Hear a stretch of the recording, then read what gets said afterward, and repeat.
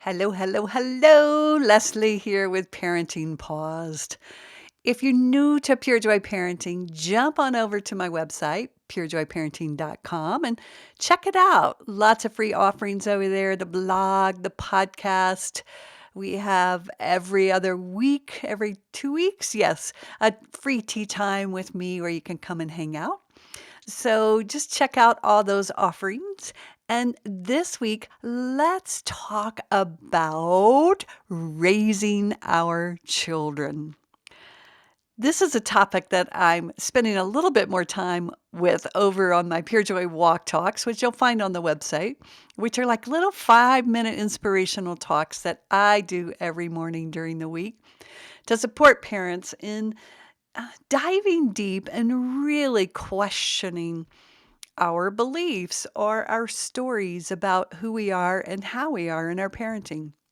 And one thing that came up to me a lot over the last couple of weeks is when I heard myself saying, I'm raising my daughter. And it just didn't really sound so good in my mind. This is how things start happening for me. I start hearing myself say something, and I'm going, whoa, wait a minute. What does that really mean that I'm raising my daughter? So I dug like I always dig on the internet and was looking at how that came about. Originally, it was we were rearing our children, and then it turned into raising our children. And what struck me as uncomfortable in myself was is that it put all that responsibility on me. And I'm going to tell you, when the responsibility comes back on me, I start taking over a lot. And my daughter would be happy to tell you about when she was a child. She used to say that I put my wantings on her. And when I finally stopped putting my wantings on her, I got interested about her wantings.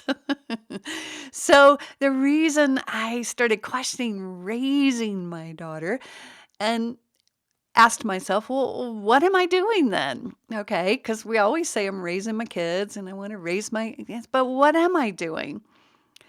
And it became very clear that my goal, if you call it a goal, or my intention is to create this environment where my daughter can express her brilliance, where she can come into her fullness, knowing herself, being in especially, of course, a safe physical environment and mental environment where she can grow her mental, but really a safe emotional home environment where she can actually learn herself what it means to grow up herself up emotionally. Now, the reason I'm sharing this today was because I actually had not grown myself up emotionally. I had grown up in a home where there wasn't a lot of emotional safety. No fault to anyone in my family. This was what came down through my heritage, and my family gave me what they had. That was the best they could do.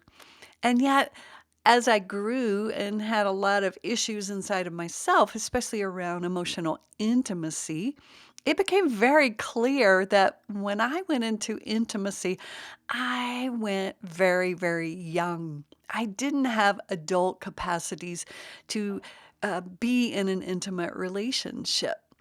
So here I was with my daughter trying to raise her, of course. So we all want to raise really healthy, emotionally mature children into adults. Yes, I think that is probably very true for most people that I talk to. And yet I recognize that I didn't have a clue how to do that because I hadn't had that created for myself.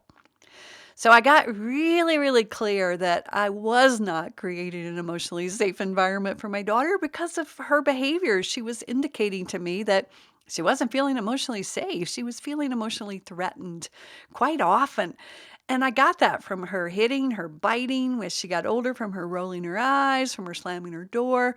All of these, when I would sit back and listen to the communication, her communication was basically expressing that I wasn't coming toward her or meeting her in an emotionally safe way? Well, it was because I didn't know how, especially when I felt emotionally threatened by my daughter saying no, not doing what I asked her to do, not listening to me. I mean, these things were so emotionally triggering for me, and I didn't know how to be with myself when I felt that intensity of emotion.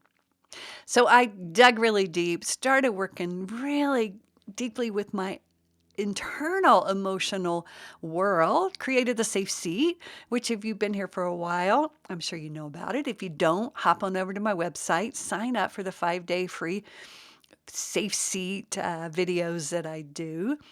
And I chose to create a really beautiful container, a safe container for myself so I could start to express my brilliance in my parenting. Because this was basically why I wanted to be a parent. I had done a lot of work on myself and I wanted to express that brilliance. And I wanted to create an environment for another human being to express their brilliance because I knew the environment that I grew up in didn't totally support me in expressing my brilliance. So let's get back to our original. What if we aren't raising our children per se, which puts us in the letting them or not letting them do certain things? What if we were creating an environment around them? We know how to do this physically, we know how to do this mentally, but do we really know what an emotionally healthy, safe environment actually looks like? And if you don't, as I say, jump on over into the Safe Seat, get a sense of it, spend some time creating that environment for yourself. So more and more, I can tell you my daughter's 21 now, and my brilliance shines through, which supports her in seeing the reflection of her brilliance. All right, lovies, have a great week this week, and I'll see you next week on Parenting Paused. All right, lovies, have a great one. Thank you for listening to this episode of Parenting Paused.